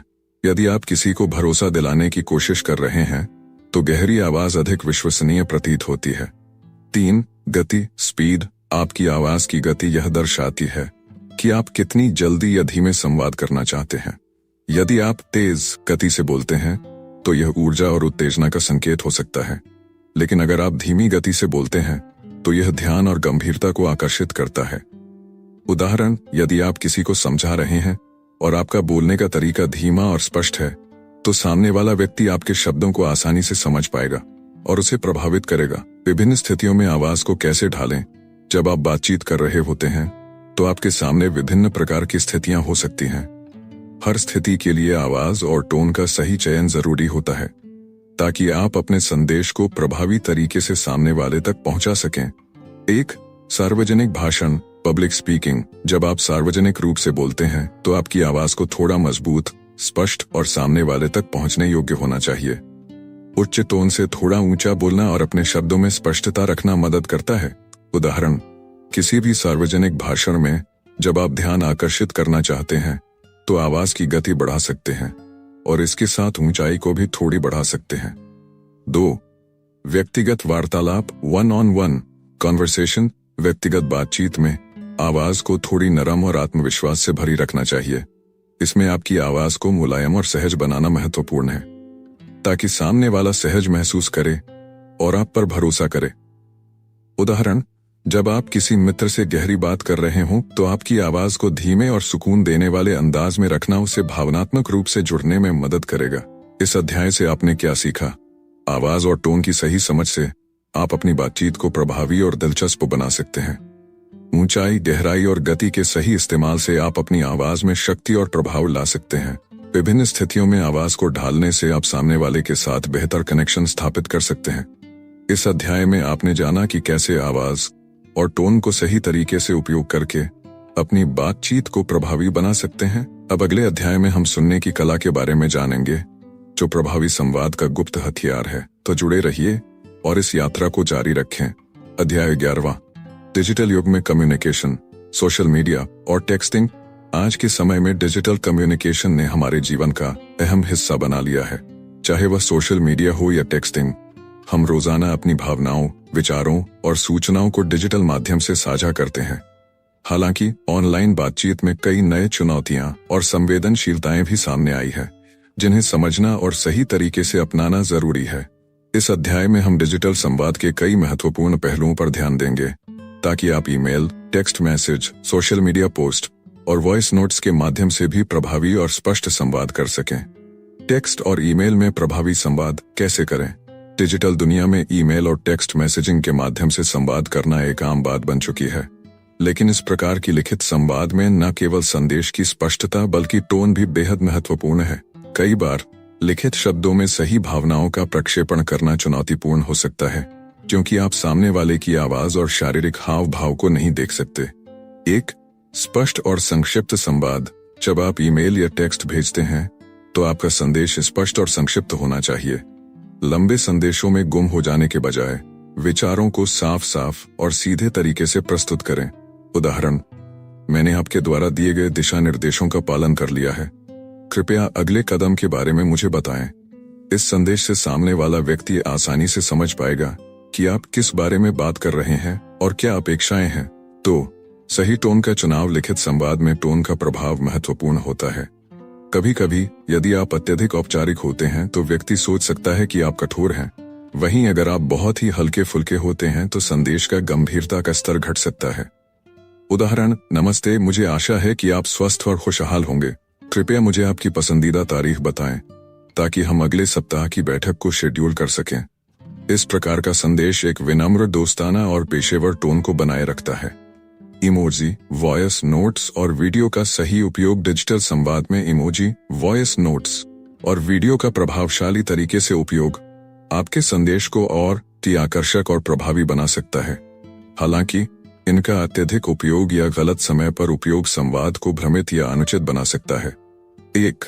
इमोजी का सही उपयोग। इमोजी आपके संदेश में भावनाओं का अच्छा संचार कर सकते हैं, लेकिन इनका मात्रा और संदर्भ सही होना चाहिए।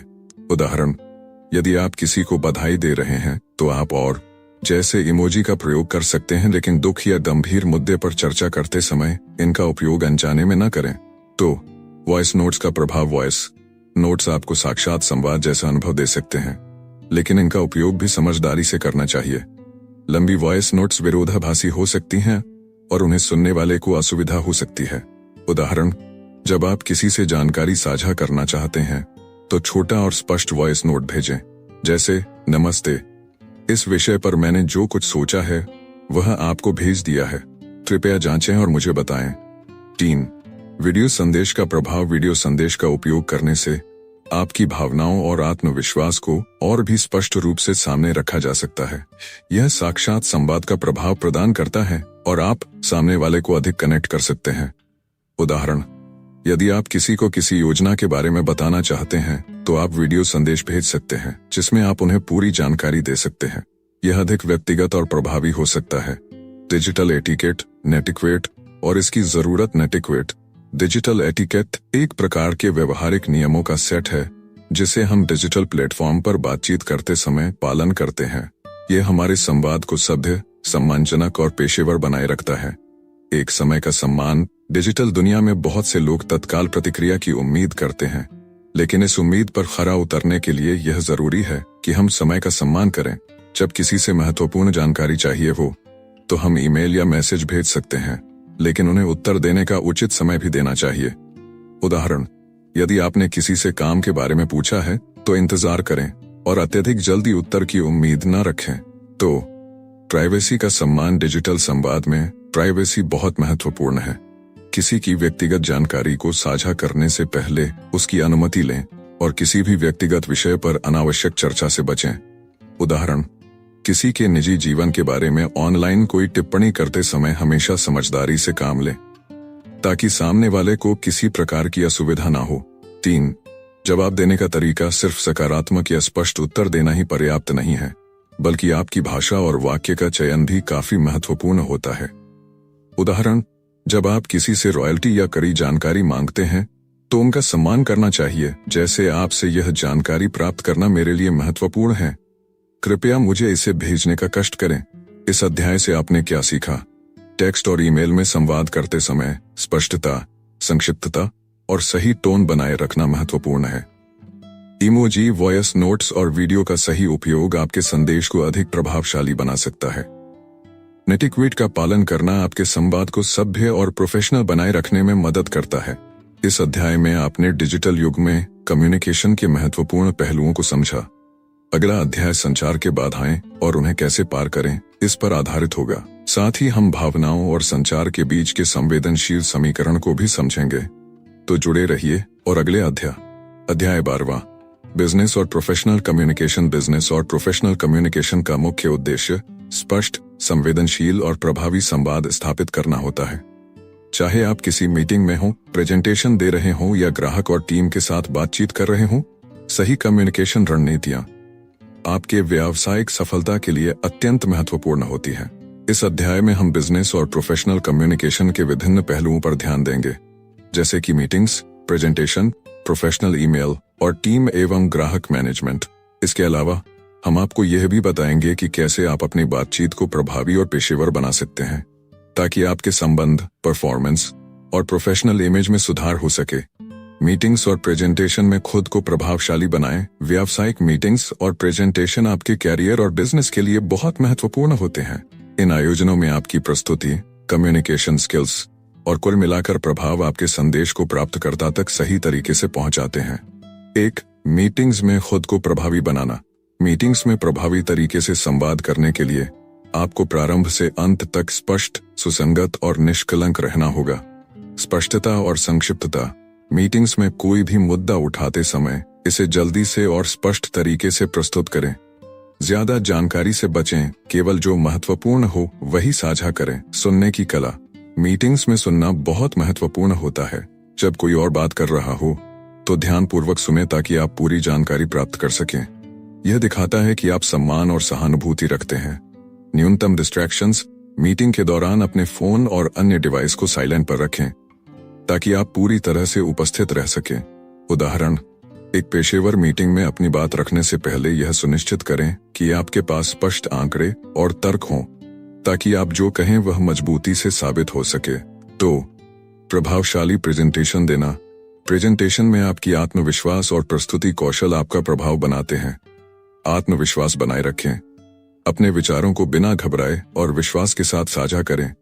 अगर आप कुछ भूल जाते हैं तो इसे सहजता से संभालें। दृश्य सामग्री का सही प्रयोग। स्लाइड्स और दृश्य सामग्री का सही उपयोग करें।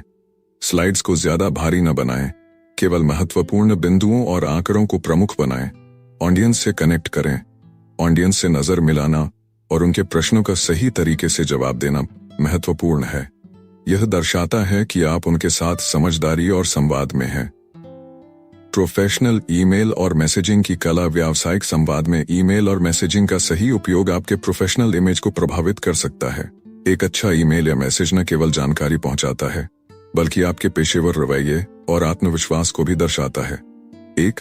प्रोफेशनल ईमेल लिखने के टिप्स। ईमेल में आपकी भाषा और स्वर सीधी, स्पष्ट और औपचारिक होनी चाहिए। सुसंगत विषय। जब आप ईमेल लिखें तो उसका विषय सुसंगत और स्पष्ट हो ताकि प्राप्तकर्ता को यह पता चल सके कि ईमेल किस विषय से संबंधित है।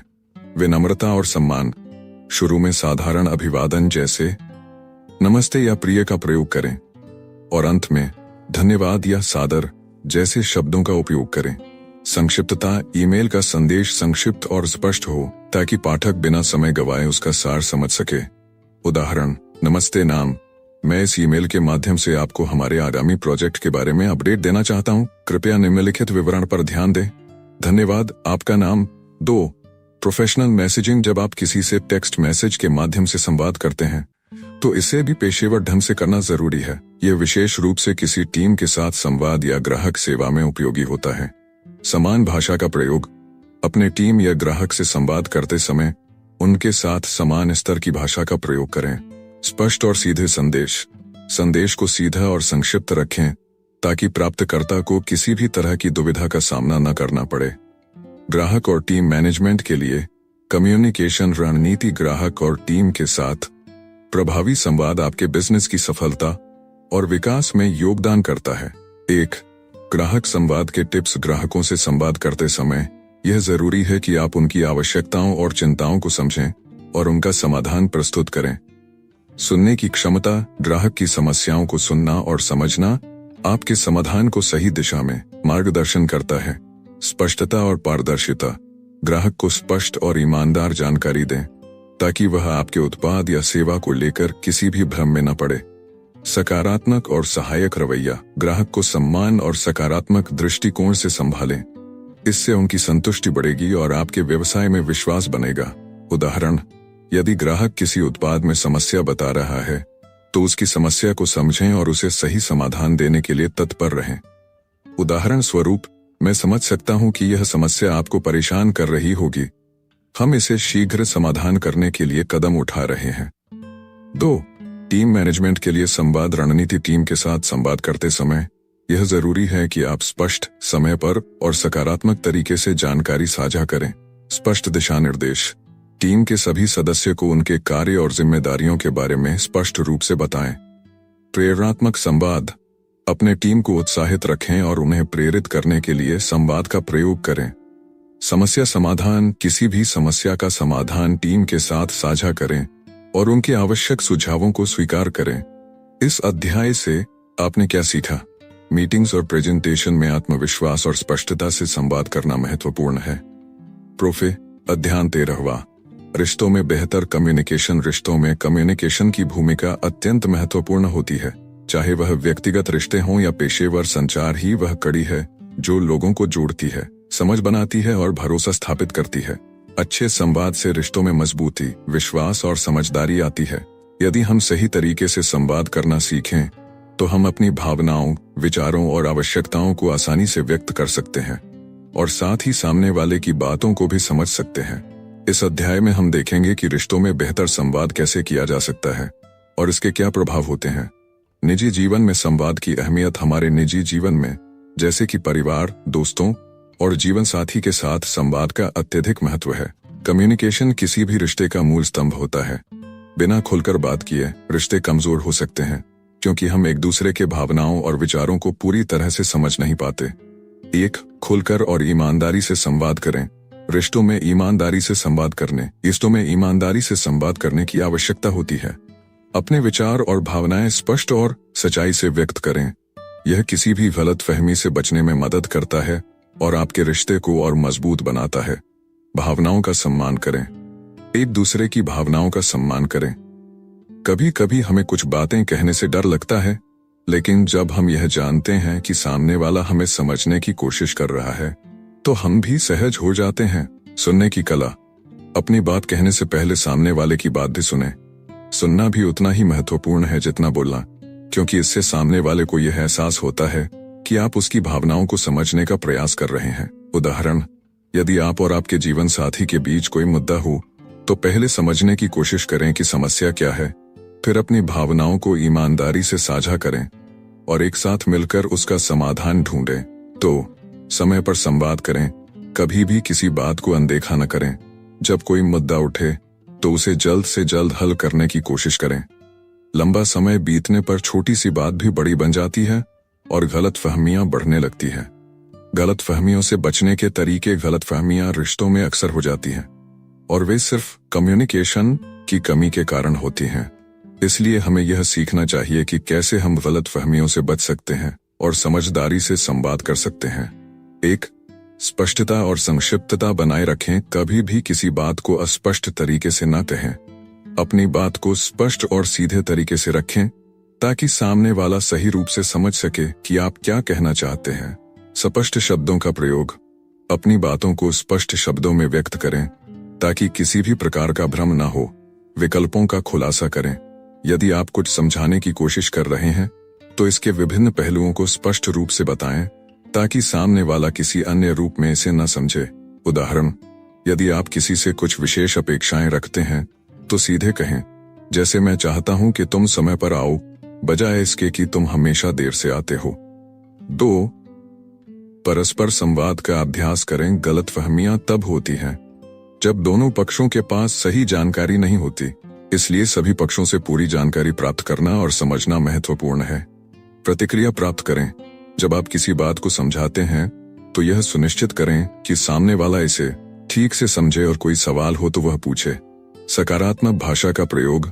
किसी भी मुद्दे पर बात करते समय हमेशा सकारात्मक और सम्मानजनक भाषा का उपयोग करें। सहानुभूति, एम्पैथी से रिश्तों को मजबूत बनाएं। सहानुभूति, एम्पैथी से रिश्ते न केवल गहरे होते हैं बल्कि अधिक मजबूत भी बनते हैं।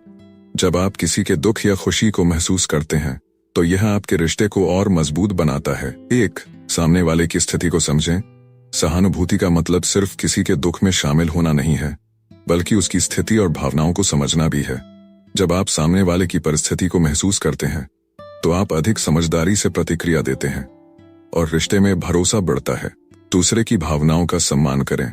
सामने वाले की भावनाओं और विचारों का सम्मान करना आपके रिश्ते को और गहरा बनाता है। सहानुभूति से समाधान ढूंढें। जब कोई समस्या हो तो सहानुभूति से समाधान ढूंढने की कोशिश करें। यह समझने की कोशिश करें कि समस्या को कैसे हल किया जा सकता है ताकि सभी को अच्छा महसूस हो। उदाहरण, यदि आपके साथी को काम में तनाव है तो उसे समझें और उसकी मदद करने की कोशिश करें, बजाय इसके कि आप उसकी चिंता को नजरअंदाज करें। 2, बिना जजमेंट के सुनना।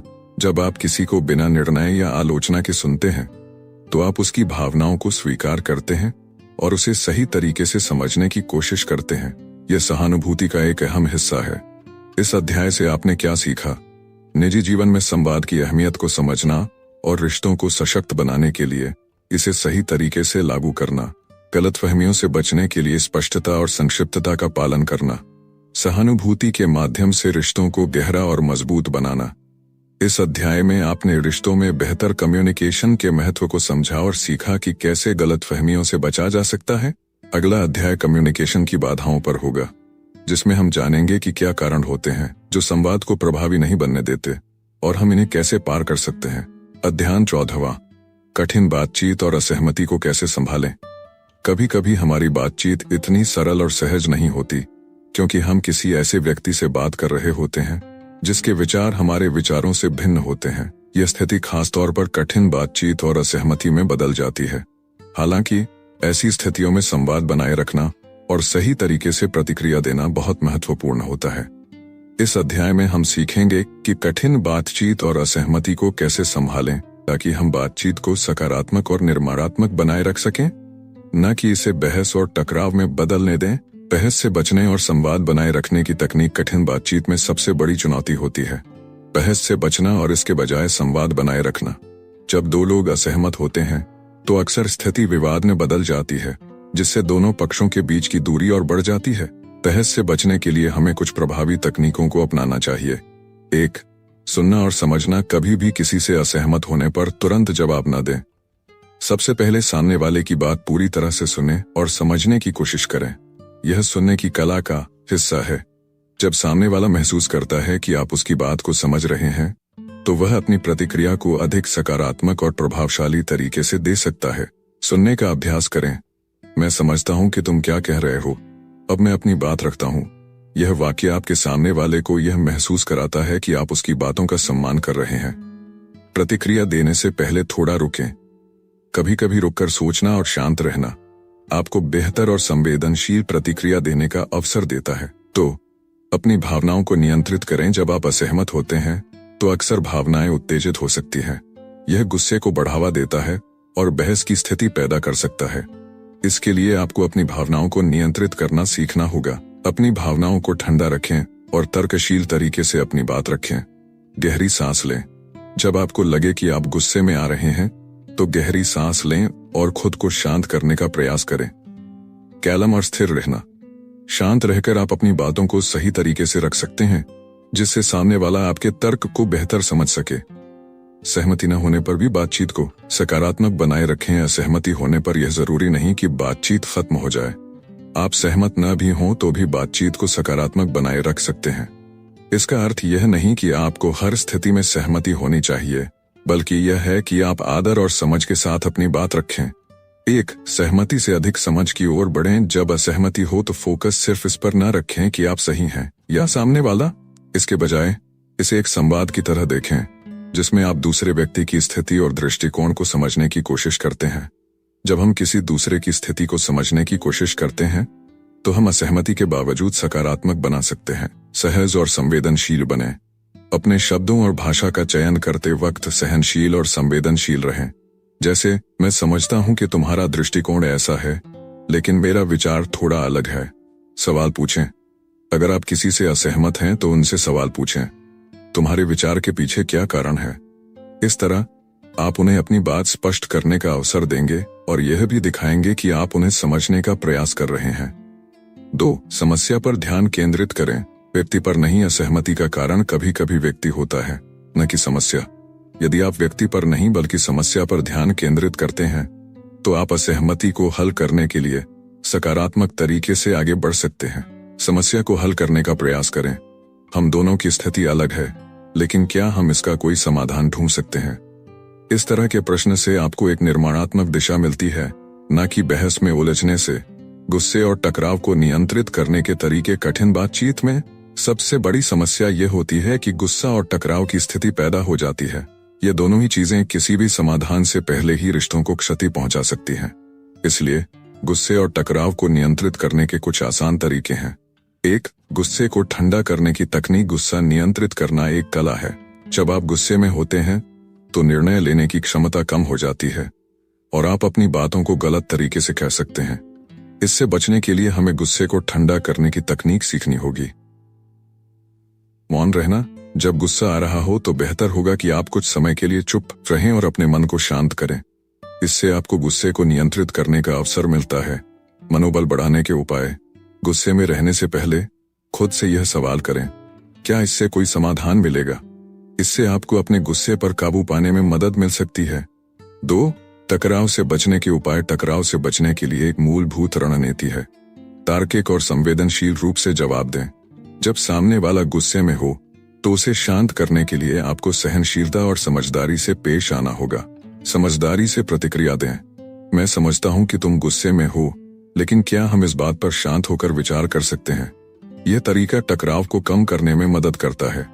सकारात्मक शब्दों का प्रयोग करें। अपने शब्दों में सकारात्मकता बनाए रखें, जैसे हम एक दूसरे से सहमत नहीं हैं, लेकिन मुझे लगता है कि हम एक समाधान पा सकते हैं। इस अध्याय से आपने क्या सीखा? बहस से बचने और सकारात्मक संवाद बनाए रखने की तकनीकें। असहमति के बावजूद बातचीत को सकारात्मक बनाए रखने के तरीके। गुस्से और टकराव को नियंत्रित करने के प्रभावी उपाय। इस अध्याय में आपने कठिन बातचीत और असहमति को संभालने के लिए प्रभावी तकनीकों को सीखा। अध्याय 15वां। बातचीत में विनम्रता और सम्मान का महत्व। हमारी व्यक्तिगत और व्यावसायिक बातचीत में विनम्रता और सम्मान का बहुत महत्व है। जब हम सकारात्मक और सम्मानजनक भाषा का उपयोग करते हैं तो यह न केवल हमारी छवि को बेहतर बनाता है, बल्कि रिश्तों को भी मजबूत करता है। चाहे वह व्यक्तिगत संबंध हो या पेशेवर, अच्छे संवाद के लिए सम्मान और विनम्रता आवश्यक है। इस अध्याय में हम यह सीखेंगे कि किस प्रकार से विनम्रता और सम्मान को संवाद में लाया जा सकता है। आलोचना को सही तरीके से कैसे दें और लें, और विनम्र लेकिन मजबूत बातचीत कैसे करें। प्रभावी संवाद के लिए सम्मानजनक भाषा का उपयोग। सम्मानजनक भाषा का उपयोग करना आपके द्वारा किए गए संवाद की गुणवत्ता को बेहद प्रभावशाली बना सकता है। यह आपके सामने वाले व्यक्ति को यह महसूस कराता है कि आप उसकी विचारधारा, समस्याओं और विवेक का आदर करते हैं। सम्मानजनक भाषा से बातचीत की रचनात्मकता और सकारात्मकता बढ़ती है, जिससे लोग आपकी बातों को आसानी से समझते हैं और उन पर प्रतिक्रिया करते हैं। 1. विनम्रता से बातचीत का प्रभाव बढ़ाएं। जब आप किसी से विनम्रता से बात करते हैं तो वह व्यक्ति अधिक खुले दिल से आपके विचारों को सुनता है और समझता है। इसके लिए कुछ सरल तरीके हैं। सकारात्मक शब्दों का चयन करें। हमेशा सकारात्मक और प्रोत्साहक शब्दों का प्रयोग करें, जैसे आपका विचार बहुत अच्छा है, इस पर और चर्चा करते हैं। धैर्य रखें। संवाद के दौरान यदि कोई असहमत होता है तो भी उसे आत्मविश्वास और सम्मान के साथ सुनें। कृपया और धन्यवाद जैसे शब्दों का उपयोग। कृपया मुझे अपनी राय बताएं, धन्यवाद आपकी मदद के लिए। इस प्रकार के शब्द आपके संवाद को सुगम और आदर्श बनाते हैं। तो व्यक्तिगत हमलों से बचें। कभी भी किसी व्यक्ति के बारे में व्यक्तिगत टिप्पणियां न करें। व्यक्तिगत हमले या निंदा से संवाद का वातावरण गर्म हो सकता है। सम्मानजनक भाषा में व्यक्तिगत हमले की कोई जगह नहीं होती। उदाहरण के लिए, बजाय कहने के तुम हमेशा गलत होते हो, कहें मुझे लगता है कि इस मुद्दे पर हमारी सोच अलग हो सकती है। आलोचना को सही ढंग से कैसे दें और लें। आलोचना की कला भी संवाद के एक महत्वपूर्ण पहलू के रूप में सामने आती है। यदि आलोचना ठीक से दी जाए तो यह व्यक्ति की विकास यात्रा में सहायक हो सकती है, लेकिन यदि यह गलत तरीके से दी जाए तो यह न केवल रिश्तों को नुकसान पहुंचा सकती है, बल्कि संवाद को भी बाधित कर सकती है। आलोचना को सकारात्मक और सहायक तरीके से देने और प्राप्त करने के कुछ तरीके हैं। 1. आलोचना देने के तरीके। जब आपको किसी को आलोचना देनी हो तो इसे सहायक और सुधारात्मक तरीके से करना जरूरी है, ताकि सामने वाला उसे नकारात्मक रूप से न ले। कुछ सुझाव। सकारात्मक शुरुआत करें। आपने इस काम में अच्छा किया है, लेकिन अगर इस तरीके को अपनाएं तो और बेहतर परिणाम मिल सकते हैं। तर्क और उदाहरण के साथ आलोचना करें। मुझे लगता है कि यह तरीका ज्यादा प्रभावी हो सकता है, क्योंकि इसका परिणाम पहले बेहतर रहा है। कभी भी आलोचना को व्यक्तिगत न बनाएं। आलोचना को हमेशा काम और व्यवहार तक सीमित रखें। आपने यह काम गलत किया कि बजाय यह तरीका कुछ सुधार सकता है, कहें। 2. आलोचना लेने के तरीके। जब आलोचना दी जाती है तो इसे बिना बुरा माने ध्यान से सुनना बहुत महत्वपूर्ण होता है। आलोचना लेने के लिए कुछ तरीके हैं। खुले दिल से सुने। आलोचना सुनते वक्त शांत और खुले मन से सुने। यह आपकी वृद्धि और सीखने की प्रक्रिया को बढ़ावा देता है। आलोचना को विकास के रूप में देखें। आलोचना को अवसर के रूप में देखें, जिससे आप अपनी गलती सुधार सकते हैं और बेहतर बना सकते हैं। आलोचना से भावनात्मक रूप से जुड़ने से बचें। आलोचना को व्यक्तिगत रूप से न लें, बल्कि इसे सुधार और विकास के लिए एक कदम समझें। विनम्र लेकिन मजबूत बातचीत की कला विनम्रता और सम्मान को बनाए रखते हुए मजबूत और दृढ़ बातचीत करना भी आवश्यक है। जब आप किसी से सहमत नहीं होते हैं या किसी मुद्दे पर अपनी बात रखते हैं, तो आपको अपनी बात को स्पष्ट और दृढ़ तरीके से व्यक्त करना चाहिए, लेकिन साथ ही इसे विनम्र और सम्मानजनक रखना भी जरूरी है। 1. अपने विचारों को स्पष्ट और दृढ़ रखें। जब आप किसी मुद्दे पर दृढ़ राय रखते हैं, तो उसे स्पष्टता से प्रस्तुत करें, लेकिन ध्यान रखें कि आपकी भाषा आक्रामक या गुस्सैल ना हो। उदाहरण के लिए, मुझे लगता है कि इस दिशा में चलना बेहतर रहेगा, क्योंकि इससे हमें बेहतर परिणाम मिल सकते हैं। व्यवहार में दृढ़ता। अपनी राय और विचारों को व्यक्त करते समय दृढ़ और आत्मविश्वासी रहें, लेकिन सम्मानजनक रूप से। सुनने और समझने का संतुलन। अपनी बात रखते समय यह भी सुनिश्चित करें कि सामने वाला अपनी राय रख सके और आप उसे समझें। 2. सम्मानजनक संवाद बनाए रखें। विनम्र और मजबूत संवाद एक संतुलन है। यह जरूरी नहीं कि आप कमजोर दिखें। यदि आप विनम्र हैं या आपकी बात कमजोर होगी, यदि आप इसे आदर के साथ रखते हैं, आप अपनी दृढ़ राय को सम्मान के साथ रख सकते हैं, जिससे सामने वाला आपके दृष्टिकोण को आसानी से समझ सके। स्वीकृति का भाव। अगर सामने वाला आपके विचारों से सहमत नहीं होता है, तो भी उसे सम्मान दें और उसकी सोच को समझने का प्रयास करें। मैं समझता हूं कि तुम इस पर सहमत नहीं हो, लेकिन मैं अपनी बात रखने चाहता हूं। इस अध्याय से आपने क्या सीखा? सम्मानजनक और विनम्र भाषा का संवाद में उपयोग, आलोचना को सही तरीके से देने और लेने की कला, दृढ़ और मजबूत बातचीत करने का तरीका जो विनम्रता से भरपूर हो। अब आगे क्या? इस अध्याय में आपने विनम्रता और सम्मान का महत्व समझा और सीखा कि कैसे हम इन दोनों को अपने संवाद में लागू कर सकते हैं। अगले अध्याय में हम संवाद में भावनाओं और संवेदनशीलता की भूमिका पर चर्चा करेंगे, जो किसी भी बातचीत को सकारात्मक दिशा में बदल सकती है। अध्याय 16वां, नेगोशिएशन, मोलभाव और डील क्लोजिंग स्किल्स। नेगोशिएशन, मोलभाव और डील क्लोजिंग केवल एक व्यावसायिक कला नहीं, बल्कि जीवन की महत्वपूर्ण कौशल है। चाहे आप एक सेल्स पर्सन हो, बिजनेस ओनर या किसी अन्य क्षेत्र में काम करने वाले पेशेवर, प्रभावी नेगोशिएशन आपको सफलता दिलाने में मदद कर सकता है।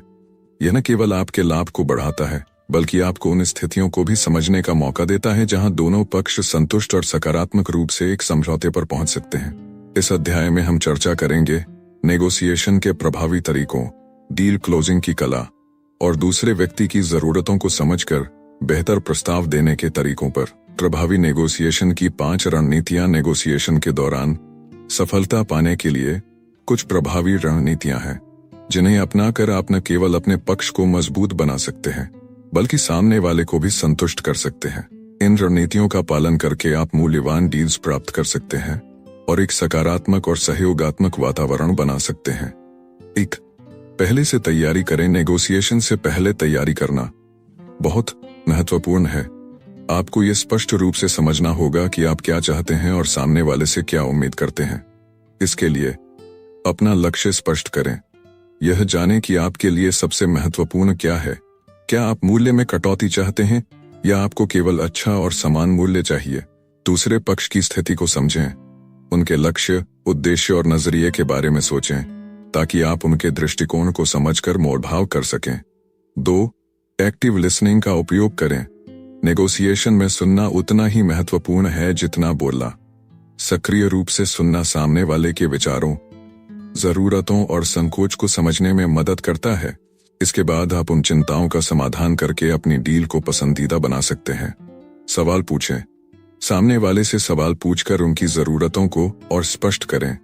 सुनने के बाद प्रतिक्रिया दें, समझने के बाद ही जवाब दें, ताकि यह महसूस हो कि आप सुन रहे हैं और उनकी राय की कद्र करते हैं।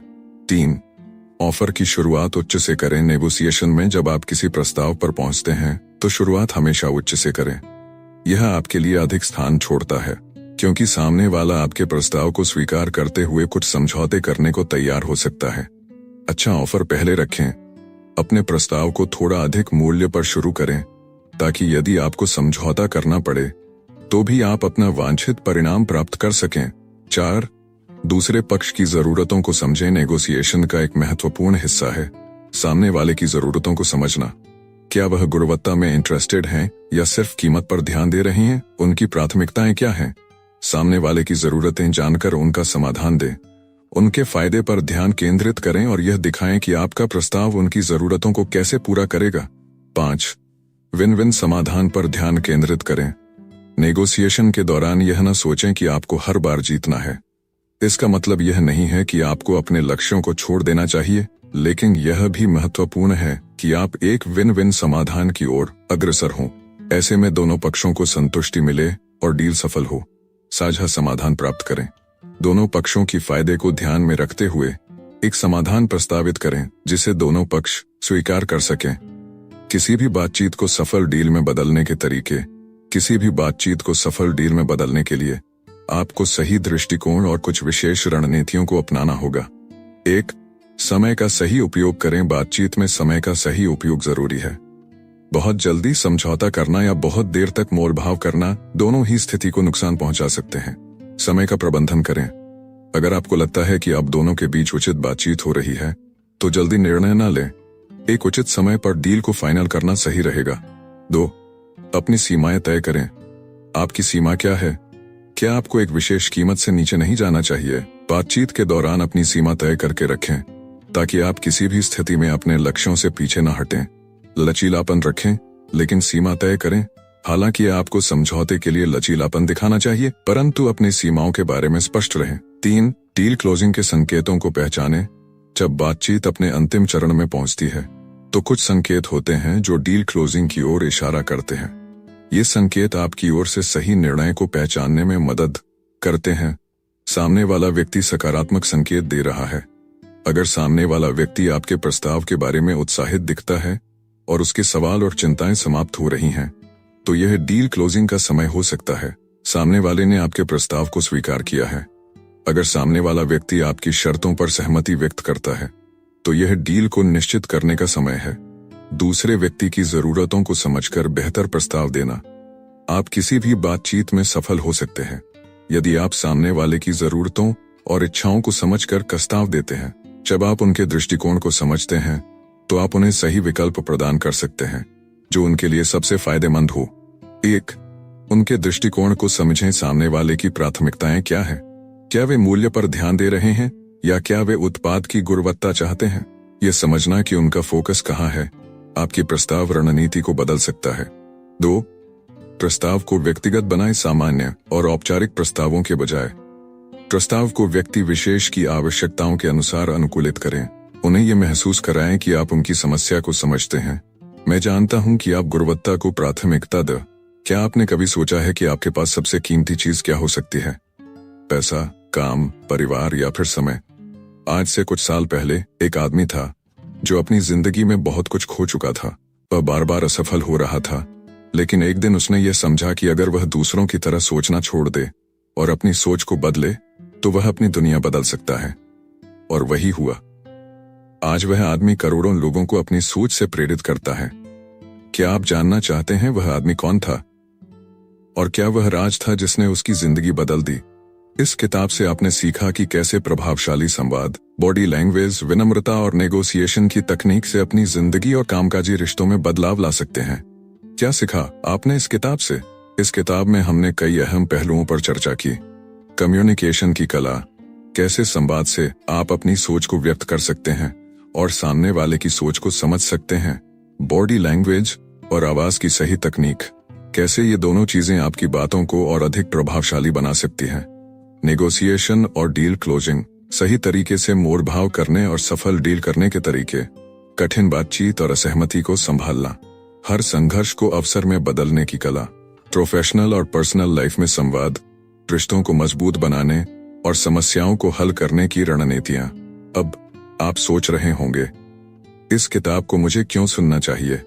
सुनिए, अगर आप चाहते हैं कि आपके रिश्ते, आपकी जॉब या आपका बिजनेस एक नए स्तर पर जाए तो आपको यह किताब जरूर सुननी चाहिए। यह किताब आपको सशक्त बनाती है और आपको अपनी कम्युनिकेशन स्किल्स को नए तरीके से समझने का अवसर देती है, जिससे आप हर तरह की बातचीत में विजेता बन सकते हैं। हमारे चैनल की और भी बेहतरीन किताबें हैं जैसे रिच डैड पुअर डैड, पैसे और संपत्ति के बारे में नए विचार, यू कैन विन, सफलता के सरल और प्रभावी तरीके, द कॉन्फिडेंस कोड, आत्मविश्वास को कैसे बढ़ाएं? Get out of your head, नकारात्मक विचारों से बाहर निकलें। इग्नोर एवरीबॉडी, दूसरों की राय से परे रहकर खुद को पहचानें। सीइंग व्हाट अदर्स डोंट, उन चीजों को देखें जो दूसरों से नजरअंदाज हो जाती है। सुनने के फायदे और आभार, आपको बस एक बात याद रखनी है, कम्युनिकेशन की शक्ति आपकी सफलता को नई दिशा दे सकती है। इस किताब को सुनने के बाद आपको मिलेगी एक नई दृष्टिकोण, नई सोच और नई दिशा। यह किताब आपको प्रेरित करेगी ताकि आप अपने जीवन को नए तरीके से जी सकें। धन्यवाद। हमारा चैनल बुक लैंप हिंदी आपको और भी ऐसी बेहतरीन किताबें सुनने का अवसर देगा। कृपया हमारे चैनल को सब्सक्राइब करें ताकि आप हमारी अगली ऑडियो बुक्स और मोटिवेशनल कंटेंट से हमेशा जुड़े रहें। आपका समय बहुत कीमती है और हम चाहते हैं कि आप हर कदम पर सफलता की ओर बढ़ें। तो बने रहें हमारे साथ और सुनते रहें, क्योंकि सुनना आपको सशक्त और सफल बना सकता है। अगर आपको यह वीडियो पसंद आया हो तो सब्सक्राइब जरूर करें और इस वीडियो को अपने दोस्तों के साथ शेयर करें ताकि और लोग भी इससे लाभ उठा सकें। धन्यवाद। धन्यवाद।